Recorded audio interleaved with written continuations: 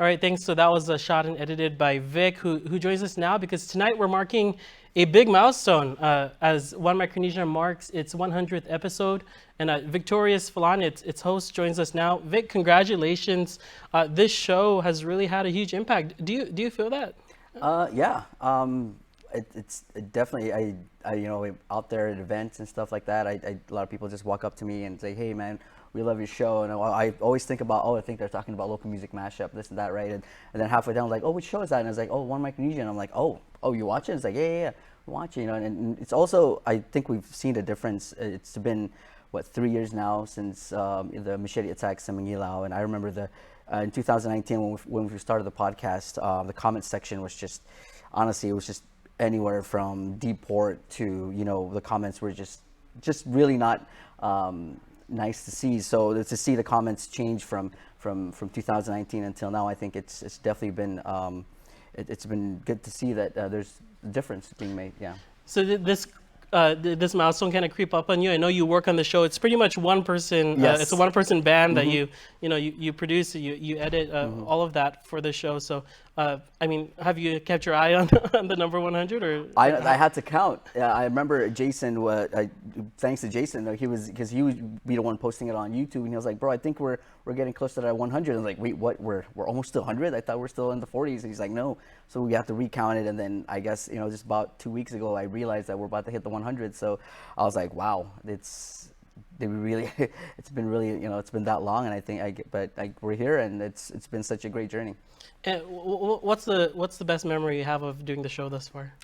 I think the best memory, honestly, I think all of it is, and I think it really sitting down and with these with the interviewees and getting to know them and getting to know their stories. Some of it, like, I didn't know until halfway through the interview. Like, I didn't know they did this and that, and they grew up in Chuuk or in Yap or in Pohnpei, moved to Guam, and had to go through a struggle, and then making it past that. I think that was the most beautiful thing, and the craziest memories that I've always kept. All right, I know it's a lot to ask to pull one good memory out of the hundreds now that you have, of the hundreds you have. So let's go ahead and take a look at some of those One Micronesia memories.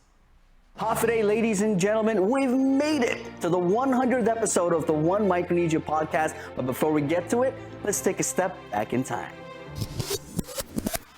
To find also that balance. I wanted to be able to write something and deliver it in a way that could resonate with not just us and Micronesians. And along with those frustrations and anger was also possible, ways to look at how we can all come together. And how we can teach the young ones what it means to be a respectful Chukis. Suki was relegated to the back of my dorm closet. When I did get into the nursing program, my nursing advisors were... Try to learn, take that extra step. That's probably the best advice I could give you. I really want to do more than that. Just because you don't mean to hurt someone doesn't mean that you get away with it all the time. This is what I want to do. I'm going to do it. We try to put in stories within our design. With a lot of sacrifice, man, This is what an islander do. How do I represent Micronesia? How do I represent the Pacific Islands? I think in elementary school, the hardest part was identifying myself. One of the things that I can provide right now is being a role model.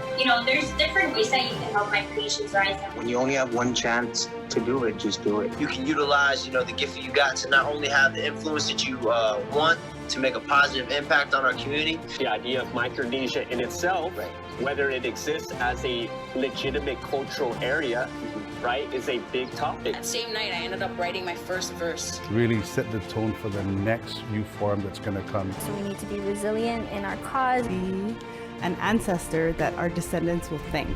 Find ways to make things make sense. Find meaning, find purpose. Hafa, I'm Senator Clint Rogel. I want to congratulate Victorious Falan on the 100th episode of the One Micronesia podcast. Biba One Micronesia. Wow, 99 episodes. We are here. But all of that thanks to you guys. Thank you so much for watching on all our streaming platforms. Thank you. And I hope it has inspired you to do better and to always remember that we are all one Micronesia. All right, Vic, I was thinking about our original slogan, Voice of the Marianas, and I can't help but think about how your show has been a voice for Micronesia. So who do you have coming up, in the next episode, this 100th episode? When I heard that he wasn't running again for the 37th Guam legislature, I was like, I have to get him. I've always wanted to have him on the show when he got into the legislature in 2018. So it was about time to call him up. So I called up Senator Clint Rigel. He was like, yes, I'm down, bro, in like 100th, and he's like, I am so honored to be a part of it. So it's going to be Senator Clint Rigel, and the talk is amazing. We will find out how he first got in and all the things that he did in the Guam legislature, and then you'll find out what he's going to do next. All right, well, we can't wait for it. I know I'll be tuning in this week, and so we're wishing you 100 more episodes, Vic, and so congratulations again. Stay tuned. We'll be back after this break.